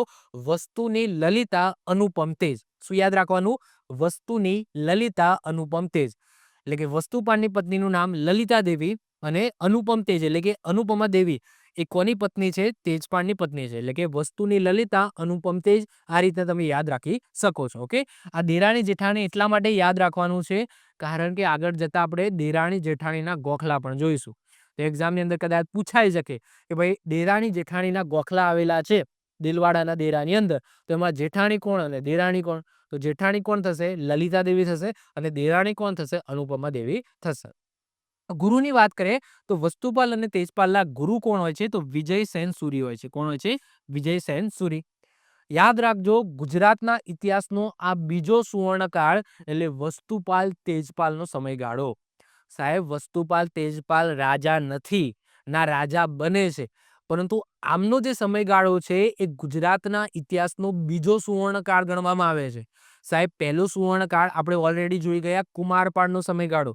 કુમારપાળનો જે સમયગાળો છે એ ગુજરાતના ઇતિહાસનો પ્રથમ સુવર્ણકાળ છે. જ્યારે ગુજરાતના ઇતિહાસનો બીજો સુવર્ણકાળ એટલે વસ્તુપાલ તેજપાલનો સમયગાળો છે. સાહેબ, એવું કેમ? કારણ કે એટલા બધા સ્થાપત્યો બનાવે છે આ વસ્તુપાલ અને તેજપાલ. એવું કહેવાય છે કે ગુજરાતની આજુબાજુ અને ગુજરાતમાં જે અજ્ઞાત એટલે કે જેના કર્તાની માહિતી નથી મળી, એ બધા સ્થાપત્યો ક્યાંક ને ક્યાંક વસ્તુપાલ તેજપાલના હોય એવું માનવામાં આવે છે. વિચાર કરો તમે કે જે અજ્ઞાત, જે ગુજરાતની આજુબાજુના વિસ્તારની અંદર અથવા તો ગુજરાતની અંદર જે અજ્ઞાત સ્થાપત્યો મળ્યા છે, એટલે કે જેના કર્તાની કોઈ માહિતી આપણને મળતી નથી, એ બધા સ્થાપત્યો ક્યાંક ને ક્યાંક વસ્તુપાલ તેજપાલે બનાવડાવ્યા હોય એવી આપણને ઇતિહાસકારો એવું કહે છે. એટલા માટે વસ્તુપાલ તેજપાલનો જે સમયગાળો છે એ ગુજરાતના ઇતિહાસનો બીજો સુવર્ણકાળ ગણવામાં આવે છે. ક્લિયર? અને પ્રથમ એ કુમારપાળનો સમયગાળો છે. બાકી સોલંકી વંશ, આ સોલંકી વંશ એ ગુજરાતના ઇતિહાસનો સુવર્ણકાળ છે. ક્લિયર? પરંતુ જો રાજાની વાત થાય, કોઈ વ્યક્તિઓની વાત થાય કે કોનો સમયગાળો, કયા રાજાનો સમયગાળો, કયા વ્યક્તિનો સમયગાળો, તો એમાં પહેલો સુવર્ણકાળ કુમારપાળનો આવશે, બીજો સુવર્ણકાળ એ વસ્તુપાલ તેજપાળનો આવશે. કુમારદેવી, સાહેબ કુમારદેવી કોણ હતા? તો વસ્તુપાલ તેજપાળની માતા હતા. એવું કહેવાય છે કે કુમારદેવીને 11 સંતાનો હતા. કેટલા? 11. જેમાંથી 4 ભાઈઓ હતા અને 7 બહેનો હતી. તો લુણિયા, ઓકે, પછી મલ્લદેવ, વસ્તુપાલ અને તેજપાલ. ઓકે, લુણિયા, મલ્લદેવ, વસ્તુપાલ અને તેજપાલ આ 4 ભાઈઓ હતા, એટલે કે 4 પુત્રો હતા. અને મલ્હ, કાવ, સાવ, ધનદેવી, પછી સહિગા, વૈજુ અને પમલદેવ, આ રીતના 7 પુત્રીઓ હતી. ઓકે, તો ઓકે, મલ્લ, કાવ, સાવ, ધનદેવી, સહિગા, વૈજુ, પલમદેવ. આ કોઈ યાદ ના રાખતા હો, આ બધું ગોખતા ને, જસ્ટ આ તો ઇન્ફોર્મેશન માટે છે. ઓકે, મને મળ્યું તો મેં લખ્યું. કુમારદેવીને 11 સંતાનો હતા. તમારે શું યાદ રાખવાનું? તમારે એટલું યાદ રાખવાનું કે વસ્તુપાલ અને તેજપાલને એક ભાઈ હતો લુણી કરીને. ઓકે, આ જે લુણિયા લખ્યું છે અથવા તો લુણી, એ ભાઈ હતો. બસ એટલું યાદ રાખજો, કારણ કે આગળ જતા એનું એક સ્થાપત્ય આવે છે એટલા માટે. બાકી બીજું કંઈ યાદ રાખવાની જરૂર નથી. વસ્તુપાલ અને તેજપાલ પોતાનું બાળપણ પોતાના પિતા સાથે ક્યાં વસાવે છે? તો સુહાલકપુર. ઓકે, સુહાલકપુરની અંદર વસાવે છે. જે ગામ અશ્વરાજને સોલંકી રાજવી તરફથી એની સેવા બદલ આપવામાં આવ્યું હતું. ઓકે, આ જે ગામ છે, અશ્વરાજ કોણ છે? અશ્વરાજ વસ્તુપાલ અને તેજપાલના પપ્પા છે. અને આ જે ગામ છે સુહાલકપુર, આ એવું નથી ગરીબ બ્રાહ્મણો છે, ના, બહુ રીચ પરિવારમાંથી આવે છે. ઓકે, વસ્તુપાલ અને તેજપાલ. તો અશ્વરાજને સોલંકી રાજવીઓ તરફથી એક ગામ દાનમાં આપવામાં આવ્યું હતું, સુહાલકપુર. એટલે કે સ્ટાર્ટિંગથી જ વસ્તુપાલ તેજપાલ મતલબ કે આભારી હોય છે, સોલંકી વંશના આભારી હોય છે. એટલા માટે પાછળથી પણ વીર ધવલ અને લવણ પ્રસાદ સાથે રહીને સોલંકી વંશની સેવાની અંદર જોડાય છે. તો પહેલેથી જ તમે જુઓ કે અશ્વરાજને સોલંકી રાજવી તરફથી એમના સેવા બદલ, ઓકે, એક ગામ છે એ આપવામાં આવ્યું હતું, સુહાલકપુર. અશ્વરાજના મૃત્યુ બાદ, એટલે કે એમના પિતાના મૃત્યુ બાદ, કુમારદેવી પોતાના સર્વ, એટલે કે બધા જ બાળકોને લઈને ક્યાં આવીને વસે છે? મંડલી, એટલે કે આજે વિરમ ગામ પાસે આવેલું છે માંડલ, આ માંડલ ગામની અંદર આવીને વસ્યા હતા. વીરધવલ અને લવણ પ્રસાદે વસ્તુપાલને મહાઅમાત્ય એટલે કે મુખ્યમંત્રી તથા તેજપાલને શું બનાવે છે? મંત્રી બનાવે છે. આગળ આપણે જોઈ ગયું કે ભીમદેવ બીજો છે, ભીમદેવ બીજા પાસે વીરધવલ છે, પરવાનગી લે છે કે ભાઈ આપણે આ બે વ્યક્તિઓ વસ્તુપાલ અને તેજપાલને આપણે ધોળકાના મહાઅમાત્ય અને મંત્રી બનાવવાના છે. તો આગળ જતા વસ્તુપાલ છે એ મહાઅમાત્ય બને છે ધોળકાનો, અને તેજપાલ છે એ મંત્રી બને છે. ઓકે, હવે વાત કરીએ કે વસ્તુપાલ અને તેજપાલનું રાજકીય વલણ કેવું હતું, જે આપણે ઓલરેડી કદાચ ભીમદેવ બીજાના સમયમાં જોઈ ગયા છે. તો કુમારદેવીના અવસાન બાદ વસ્તુપાલ અને તેજપાલ પણ પોતાના પૂર્વજોની માફક સોલંકી રાજ્યની સેવામાં જોડાયા. મતલબ કે જે વીરધવલ છે, વીરધવલ પોતે સોલંકી વંશની સેવામાં હતા, અને એમના અમાત્યો છે એ પહેલેથી જ ક્યાંક ને ક્યાંક એમના પપ્પાના સમયથી જ સોલંકી વંશની સેવામાં હતા. તો આ પણ હવે સોલંકી વંશની સેવાની અંદર જોડાઈ જાય છે. વસ્તુપાલે ખંભાતના રાજા શંખને હરાવ્યો, જ્યારે તેજપાલે ગોધરાના રાજા ધુંધલને હરાવ્યો. આ યાદ રાખી લેજો, મેં આગળ પણ કીધું તમને. વસ્તુપાલે દિલ્હીના સુલતાન ઇલ્તુત્મિશ એની માતાને સુખ સગવડ ભરી મક્કાની હજ યાત્રા કરાવી બુદ્ધિપૂર્વક ગુજરાત પરના મુસલમાનોના આક્રમણને અટકાવ્યું હતું. આ ઘટના ઝવેરચંદ મેઘાણીએ ગુજરાતનો જય નામની નવલકથાની અંદર લખેલું છે. આની આખી સ્ટોરી મેં ભીમદેવ બીજાના સમયગાળાની અંદર મેં કીધી હતી કે કઈ રીતના એમની માતા છે એ મક્કાની યાત્રા કરવા માટે ગુજરાતના બંદરે આવતી હોય છે. વસ્તુપાલ છે એમના સૈનિકો મોકલે છે, એમની માતાને લૂંટે, મતલબ કે સૈનિકોને, આ પોતાના સૈનિકોને મોકલે છે એમની માતાને લૂંટવા માટે, એમનો માલ સામાન લૂંટે છે. પછી વસ્તુપાલ એમની માતા પાસે જાય છે, એમની સેવા ચાકરી કરે છે, અને જે મક્કાની જે યાત્રા છે, હજ યાત્રા છે, એ કરાવડાવે છે. ઓકે, તો આ સ્ટોરી મેં ડિટેલ્સમાં મેં ભીમદેવ બીજાના સમયમાં કરી. ઓકે, તો એ જ વસ્તુ એ લખેલી છે. ઓકે, અને આ જે આખી ઘટના છે એ આપણને ક્યાં જોવા મળે છે? તો ઝવેરચંદ મેઘાણી દ્વારા એક પુસ્તક લખવામાં આવી છે, એક નવલકથા લખવામાં આવી છે ગુજરાતનો જય, એની અંદર આખી સ્ટોરી એમાં આપેલી છે. આગળ વાત કરીએ કવિ વસ્તુપાલ. ઓકે, હવે કવિ વસ્તુપાલ એવું કેમ લખેલું છે? કારણ કે વસ્તુપાલ માત્ર ને માત્ર કોઈ લડાકુ વ્યક્તિ નતો. મતલબ કે કોઈ મતલબ કે એવું કહેવાય કે જો એક તો એ બ્રાહ્મણ હતા, એ કે વાણિક હતા. વાણિક બ્રાહ્મણ કહેવામાં આવે છે અથવા તો વાણિક જ્ઞાતિથી બિલોંગ કરતા હતા. તો એક કહેવાય કે આમ રાજ પરિવારથી નથી બિલોંગ કરતા. તો ક્યાંક ને ક્યાંક આ જે વસ્તુપાલ છે ક્યાંક ને ક્યાંક મોટો વિદ્વાન પણ હોય છે. ઓકે, બુદ્ધિ ચાતુર્યથી તો પૂર્વક હોય છે. એટલે કે એની બુદ્ધિ હોય છે, આ રીતના રાજાઓ સાથે સંધિ કરતો હોય છે. યુદ્ધો પણ કર્યા છે, રાજા શંખને હરાવે છે, યુદ્ધ પણ કરેલા છે, પરંતુ સાથે સાથે મોટો વિદ્વાન હોય છે. ઘણી બધી પુસ્તકો પણ એને લખેલી છે. તો એટલા માટે એ લખેલું છે કવિ વસ્તુપાલ. તો વસ્તુપાલ એ વીર પુરુષની સાથે સાથે એક પ્રખર વિદ્વાન પણ હોય છે.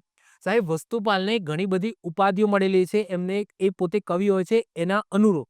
જેમ કે કુરચાલ સરસ્વતી એટલે કે દાઢીવાળા સરસ્વતી. આમ સરસ્વતી એ સ્ત્રી હોઈ શકે છે, પરંતુ અહીંયા એમને કુરચાલ સરસ્વતી જેનો અર્થ થાય છે દાઢીવાળા સરસ્વતી એવી ઉપમા મળેલી છે.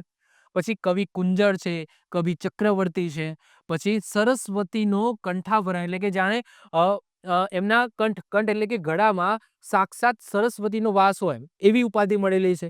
પછી લઘુ ભોજરાજ, મહાકવિ, આ બધી ઉપાધિ કોને મળેલી છે? વસ્તુપાલને મળેલી છે. વસ્તુપાલ છે, નોક વાસ્તુપાલ નથી. ઓકે, વસ્તુપાલ છે. વસ્તુપાલનું કવિતામાં નામ શું હોય છે? આ યાદ રાખજો, વસંતપાલ. મતલબ કે કહેવાય છે ને કે એક તખલ્લુસ. ઓકે, જેમ અત્યારના જે બધા મોટા મોટા કવિઓ હોય છે, જેમ કે ઘણા બધા એવા કવિઓ છે, તો એ પોતાનું એક નામ રાખતા હોય છે. ઓકે, તો જેમ કે ધૂમકેતુ. ઓકે, તો એ શું છે? તખલ્લુસ છે, જેમનું ઉપનામ છે. ઓકે, તો એ જ રીતના વસ્તુપાલનું કવિતામાં નામ શું હોય છે? વસંતપાલ. શું હોય છે? વસંતપાલ. અને આ વસંતપાલના નામ ઉપર કવિ બાલચંદ્ર દ્વારા વસંત વિલાસ નામનું કાવ્ય રચ્યો છે. કવિ સોમેશ્વરે પોતાની કૃતિ કીર્તિ કૌમુદી, આ કીર્તિ કૌમુદીમાં વસ્તુપાલના જીવનનું ચરિત્ર આલેખ્યું છે. આ યાદ રાખજો. આ કીર્તિ કૌમુદી આ કોના ઉપર લખાયેલું પુસ્તક છે?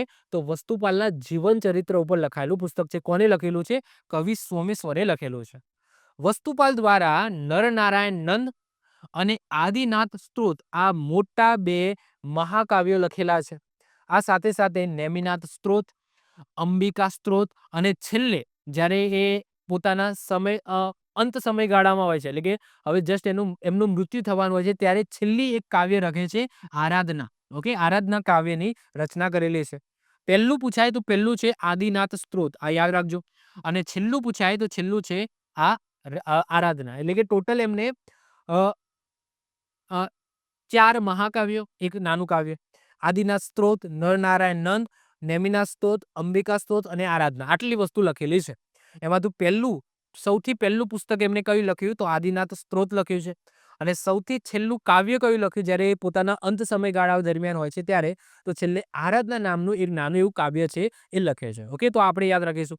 તો આ આરાધના વાળું ખાસ યાદ રાખજો કે છેલ્લું એમનું નાનું એવું કાવ્ય કયું હતું જ્યારે એ પોતાના અંત સમયગાળા દરમિયાન હતા ત્યારે? તો આરાધના આવશે. ઓકે, હવે વાત કરીએ વસ્તુપાલ અને તેજપાલના સ્થાપત્યો. મેં આમ વાત કરી એમ કે એમ જ નથી કહેવાતું કે ભાઈ ગુજરાતના ઇતિહાસનો બીજો સુવર્ણકાળ કોનો સમયગાળો ગણવામાં આવે છે? તો વસ્તુપાલ તેજપાલનો. તો એમ જ નથી કહેવામાં આવતું, ઘણા બધા એમને સ્થાપત્યો પણ રચેલા છે. ઓકે, તો તેજપાલે ધોળકામાં આદિનાથ મંદિર. ઓકે, તેજપાલે ધોળકાની અંદર આદિનાથ મંદિર, પછી આબુ ઉપર નેમિનાથનું મંદિર અને પાટણમાં પોતાના પિતાના નામ ઉપર અશ્વરાજ વિહાર બંધાવ્યા. તો આ કોના સ્થાપત્યો છે? તો તેજપાલના સ્થાપત્યો છે. જેમાંથી આ યાદ રાખજો, નેમિનાથ. ઓકે, નેમિનાથ મંદિર કોના દ્વારા બનાવવામાં આવે છે? આબુ એટલે કે જ્યાં દેલવાડાના દેરા છે ને, દેલવાડાના દેરામાં નેમિનાથનું મંદિર કોણ બનાવે છે? તેજપાલ. હવે કેમ ઇમ્પોર્ટન્ટ છે આગળ હું વાત કરું છું. વસ્તુપાલે ગિરનાર પર્વત ઉપર પાર્શ્વનાથ વિહાર તથા શેત્રુંજય ઉપર ઇન્દ્ર મંડપની રચના કરાવી. તો આ યાદ રાખજો. વસ્તુપાલના સ્થાપત્ય વાત કરે સ્પેસિફિક, તો ગિરનાર પર્વત ઉપર પાર્શ્વનાથ વિહાર અને શેત્રુંજય ઉપર ઇન્દ્ર મંડપની રચના કરાવી છે. ગિરનાર પર્વત પર વસ્તુપાલે આદિનાથની ભવ્ય પ્રતિમા સ્થાપિત કરી હતી. પરંતુ વર્તમાનમાં એ સ્થળે કોની પ્રતિમા છે? આદિનાથનો મતલબ શું થાય? ઋષભદેવ. ઓકે, જ્યારે પણ આદિનાથ શબ્દ યુઝ કરેલો હોય એનો મતલબ પહેલા તીર્થંકરની વાત થઈ રહી છે. અને જૈન ધર્મના પહેલા તીર્થંકર કોણ છે? ઋષભદેવ છે. કોણ છે? ઋષભદેવ. ઓકે, ઋષભદેવની વાત થઈ રહી છે, જેમનું પ્રતીક સાંડ છે. ઓકે, તો ગિરનાર પર્વત ઉપર વસ્તુપાળે આદિનાથની ભવ્ય પ્રતિમા સ્થાપિત કરી હતી. પરંતુ હાલ તમે જોવા જાઓ તો ત્યાં મલ્લીનાથની પ્રતિમા આવેલી છે. વસ્તુપાલ અને તેજપાલ એમનો એક નાનો ભાણો હોય છે લૂણ. એનું નામ શું હોય છે? લૂણ. આગળ મેં વાત કરી હતી ને, તો વસ્તુપાલ અને તેજપાલનો એક નાનો ભાઈ હોય છે લૂણ. એની યાદમાં આબુમાં ગુરુ વિજય જૈન, ઓકે, વિજય જૈન સુરીના માર્ગદર્શન હેઠળ દેલવાડાના દેરા બનાવડાવ્યા. આ દેલવાડાના દેરા લુણીગ વસઈ તરીકે ઓળખાય છે.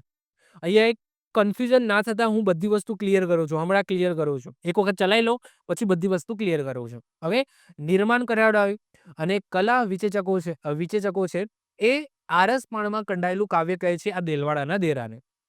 ઓકે, પહેલી વસ્તુ દેલવાડાના દેરા છે. આ દેલવાડાના દેરાની ડિટેલ્સમાં વાત મેં સાંસ્કૃતિક વારસો છે. આ સાંસ્કૃતિક વારસામાં મેં સ્થાપત્ય કલા, ઓકે, પહેલો લેક્ચર કે બીજા લેક્ચરની અંદર આપણે ડિટેલ્સમાં દેલવાડાના દેરાને ભણી ગયા છે. તો હું અહીંયા વધારે દેલવાડાના દેરાની ચર્ચા નથી કરતો. કોણ બનાવડાવે છે એની ચર્ચા મેં કરી દીધું. હવે આ એક વસ્તુ યાદ રાખજો. હવે હું બીજી વસ્તુ ચલાવું છું, કન્ફ્યુઝ ના થતા. ધીમે ધીમે બધી વસ્તુ આપણે ઉતારવાની છે. હવે સમજો કે અહીંયા આ જ જગ્યાએ દેલવાડાના દેરા આવેલા છે. એ જગ્યાએ વિમલ મંત્રી ભીમદેવ પહેલા છે. આ ભીમદેવ પહેલાનું મંત્રી હતું વિમલ મંત્રી. આ વિમલ મંત્રી દ્વારા અહીંયા વિમલ વસઈ પણ આવેલું છે, જે શિલ્પકાર સોમપુરા બ્રાહ્મણ હતા. એના શિલ્પકાર કોણ હતા? સોમપુરા બ્રાહ્મણ હતા. સાહેબ, આ જે વિમલ વસઈ છે એ કોનું મંદિર છે? તો યાદ રાખજો, આદિનાથનું મંદિર છે. આદિનાથ એટલે કે ઋષભદેવ. ઓકે, ઋષભદેવનું મંદિર છે આજે વિમલ વસઈ છે તે.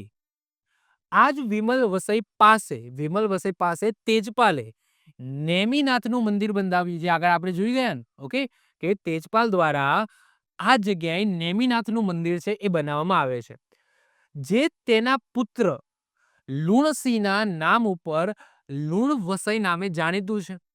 આ મંદિરમાં બે ઉત્તમ કોતરણીવાળા ગોખલા તમને જોવા મળશે, જેને સ્થાનિક લોકો વસ્તુપાલની પત્ની લલિતા દેવી અને તેજપાલની પત્ની અનુપમા દેવીની યાદમાં દેરાણી જેઠાણીના ગોખલા કહે છે. લુણ વસઈ મંદિરના વાસ્તુકાર કોણ હોય છે? શોભનદેવ હોય છે. હવે ધ્યાનથી સમજજો હું શું કહેવા માંગુ છું. જો દેલવાડાના દેરા, જ્યારે તમે શબ્દ યુઝ કરો છો ને દેલવાડાના દેરા, તો આ દેલવાડાના દેરાની અંદર શું આવી ગયું? તો દેલવાડાના દેરાની અંદર નેમિનાથનું જે મંદિર છે એ આવી ગયું. વિમલ મંત્રી દ્વારા ઋષભદેવનું જે દેરાસન બંધાવ્યું છે, જેને વિમલ વસઈ કહેવામાં આવે છે, એ આવી ગયું. ઇવન ટોટલી એ જગ્યાની અંદર જેટલા પણ બધા મંદિરો, દેરાસનો આવી ગયા, તો આ આખું બધું એને શું કહેવામાં આવે છે? દેલવાડાના દેરા કહેવામાં આવે છે. અને આ જ દેલવાડાના દેરા બીજા કયા નામે જાણીતા છે? તો લુણીગ વસઈના નામે ઓળખાય છે. હવે આ લુણીગ કેમ કહેવામાં આવે છે? કારણ કે વસ્તુપાળ અને તેજપાળનો એક ભાઈ હતો લૂણ. સાહેબ, આ લૂણ છે એ મૃત્યુ પામ્યો હતો. તો એવું કહેવાય છે કે વસ્તુપાલ અને તેજપાલે આ લૂણની યાદમાં આ દેલવાડાના દેરા બંધાવ્યા હતા. એટલા માટે આ દેલવાડાના દેરાને લુણીગ વસઈ પણ કહેવામાં આવે છે. હવે અહીંયા સમજો. હવે એમના ભાઈનું નામ તો લૂણ હતું, સાથે સાથે જે તેજપાળ છે ને, તેજપાળના પુત્રનું નામ પણ લુણસિંહ હતું. પેલો લૂણ અલગ, એનો ભાઈ પણ લૂણ હતો જ. ઓકે, લુણીગ હતો, એનું નામ લુણીગ હતું. તેજપાળના પણ પુત્રનું નામ શું હતું? લુણસિંહ હતું, લુણસિંહ. અને તેજપાળે શું કર્યું કે આ જે દેલવાડાના દેરા છે, આ દેલવાડાના દેરાની અંદર નેમિનાથનું મંદિર બંધાવ્યું. અને આ નેમિનાથનું મંદિર બંધાવ્યું, જેને એના પુત્રના નામ ઉપર શું કહેવામાં આવે છે? લુણ વસઈ. પેલું લુણીગ વસઈ છે. લુણીગ વસઈનો મતલબ શું થાય? દેલવાડાના દેરા, એટલે કે સંપૂર્ણ દેલવાડાના દેરા, એને લુણીગ વસઈ કહેવામાં આવે છે. અને આ લુણીગ વસઈ કેમ કહેવામાં આવે છે? વસ્તુપાળ અને તેજપાળનો ભાઈ હોય છે લૂણ, એના નામ ઉપર. પરંતુ આ જ દેલવાડાના દેરાની અંદર, એટલે કે લુણીગ વસઈની અંદર જે તેજપાળ છે, આ તેજપાળે નેમિનાથનું મંદિર બંધાવેલું છે. અને આ નેમિનાથના મંદિરને તેજપાળનો પુત્ર હોય છે લુણસિંહ. આ લુણસિંહના નામ ઉપર લુણ વસઈ કહેવામાં આવે છે. શું કહેવામાં આવે? લુણીગ વસઈને લુણ વસઈ કહેવામાં આવે છે. અને આ લુણ વસઈની અંદર પેલા જે ગોખલા આવેલા છે, બે દેરાણી જેઠાણીના ગોખલા. અને આ દેરાણી જેઠાણીના ગોખલા એટલા માટે કહેવામાં આવે છે કે વસ્તુપાલની પત્ની લલિતા દેવી અને તેજપાળની પત્ની હોય છે અનુપમા દેવી, તો એમના નામ ઉપર અહીંયા દેરાણી જેઠાણીના ગોખલા આવેલા હોય એવું ગણવામાં આવે છે. અહીંયા એક સ્ટોરી પણ છે. એ સ્ટોરી કંઈક એવી છે કે આ જે લુણીગ વસઈ, એટલે કે જે દેલવાડાના દેરા છે, આ દેલવાડાના દેરા બનવામાં બહુ ટાઈમ લાગતો હતો. એટલા માટે જે અનુપમા દેવી છે, પછી આ જે લલિતા દેવી છે તે આવે છે કે ભાઈ આટલી બધી વાર કેમ લાગે છે? તો એવું કહેવાય છે કે જે વર્કરો હોય છે, વર્કરો એમ કહે છે કે અમારે કોતરણી કામની સાથે સાથે બીજું બધું પણ કામ કરવાનું હોય છે. જેમ કે અમારે ખાવાનું પણ જાતે જ બનાવવાનું હોય છે. અને પછી અમારે કામ કરવાનું, મતલબ કે કામની સાથે સાથે અમારે ઘરકામ પણ કરવાનું હોય છે. એટલે કે અમારે ખાવાનું બનાવવાનું હોય છે, ખાવાનું હોય છે, આરામ કરવાનો હોય છે. આ રીતના, મતલબ કે આ રીતના બનાવીએ છીએ સ્ટ્રક્ચર, એટલે વાર લાગે છે. તો અનુપમા દેવી અને લલિતા દેવી છે એ શું કરે છે, બીજા વર્કરો લાવે છે. આ બીજા વર્કરોનું કામ એ છે કે ખાવાનું બનાવડાવવાનું. એટલે કે ખાવાનું, હવે જે કામ કરતા વર્કરો છે એમને ખાવાનું બનાવવાનું નહીં. ઓકે, એ હવે બીજા વર્કરો લાવે, જે રસોઈયાઓ લાવ્યા, જે ખાવાનું બનાવતા હતા. કોના માટે? જે કામ કરતા હતા એ મજૂરો માટે. તો આનાથી જે કામ કરતા મજૂરો છે એમનો ઘણો બધો ટાઈમ બચી જતો હતો. તો આ જે કામ કરતા મજૂરો છે એ ખુશ થઈ જાય છે અને એ ફ્રીમાં, ઓકે, અહીંયા લલિતા દેવી અને અનુપમા દેવીના નામ ઉપર દેરાણી જેઠાણીના ગોખલા બનાવે છે. એવી માનતા છે, એવી કહેવતો છે. બીજી વસ્તુ કે અહીંયા ફ્રીમાં એવું શબ્દ કેમ યુઝ કરું છું? કારણ કે આ કોતરણી કામ એટલી જટિલ હતી. તમે જશો એટલે તમે જોયેલું જ હશે. તો આ કોતરણી કામ એટલી જટિલ હતી કે આવું, મતલબ કે આખા ભારતમાં ક્યાંય નહીં. આવી કોતરણી આખા ભારતમાં ક્યાંય નથી. અને એવું કહેવાય છે કે જે ત્યાંના જે કારીગરો છે એ પૈસા કઈ રીતના લેતા? તો જો કોતરણી કામ થતી હતી, એ કોતરણી કામ થાય એટલે કે જે પાવડર, જે ઘસાયેલો જે પાવડર પડતો ને, એ પાવડરનું વજન કરવામાં આવતું. અને વજનના આધારે એ મહેનતાણું લેતા હતા. એવું પણ કહેવાય છે. ઓકે, જે કોતરણી કામ થાય તો જે પાવડર છૂટો પડે ને, કોતરણી કામમાં પાવડર છૂટો પડે. કારણ કે આરસ પણ છે. ઓકે, આરસ છે, આરસને ઘસવામાં જે પાવડર છૂટો પડે તો એ પાવડરનું વજન કરવામાં આવતું અને એ વજનના આધારે એ મહેનતાણું લેતા. એવી પણ, મતલબ કે એવી કહેવતો છે, એવી વાર્તાઓ છે. ઓકે, તો એ સાચું છે ખોટું છે આપણને ખબર નથી, પણ એવું કહેવાય છે. તો ગુજરાતમાં જે બાંધકામો જેના કર્તાનું નામ નથી જાણી શકાયું, એ બધા વસ્તુપાળ અને તેજપાળે બનાવ્યા હોય એવું આપણને જાણવા મળે છે, એવું માનવા મળે છે. ઓકે, તો અહીંયા આ વસ્તુ ક્લિયર થઈ ગઈ કે નહીં? ઓકે, તો આ વસ્તુ અને આ વસ્તુ કન્ફ્યુઝ ના થતા તમે. ક્લિયર? ચલો. તો આ સાથે વસ્તુપાલ, તેજપાલ અને વીર ધવલ સુધી આપણે વાઘેલા વંશને આપણે રાખીએ છીએ. નેક્સ્ટ લેક્ચરમાં આપણે વિસલદેવ વાઘેલાથી આપણે શરૂઆત કરીશું અને આપણે વાઘેલા વંશ છે એને પૂરો કરીશું. તો આપણે 2 પાર્ટની અંદર વાઘેલા વંશ જોવાનો છે. તો પહેલો પાર્ટ અહીંયા પૂરો થાય છે, જેની અંદર આપણે શરૂઆતથી લઈને વીર ધવલ સુધી અને વસ્તુપાલ, તેજપાલ મંત્રીઓની આપણે ડીપમાં વાત કરી. તો આઈ હોપ સો લેક્ચર ગમ્યો હશે. જો વિડીયો ગમ્યો હોય તો વિડીયોને લાઈક કરો, મિત્રો સાથે શેર કરો. જો તમે આ ચેનલ ઉપર નવા આવી ગયા હોય તો ચેનલને સબસ્ક્રાઇબ કરીને બાજુમાં બેલ આઇકન છે એ દબાવી દો, જેથી કોઈ નવો વિડીયો અપલોડ કરું તેની નોટિફિકેશન તમને મળતી રહેશે અને તમારો કોઈ પણ વિડીયો મિસ ના થાય. તો મળીશું નેક્સ્ટ લેક્ચરમાં. બાય, ઓલ ધ બેસ્ટ, જય હિન્દ, જય ભારત.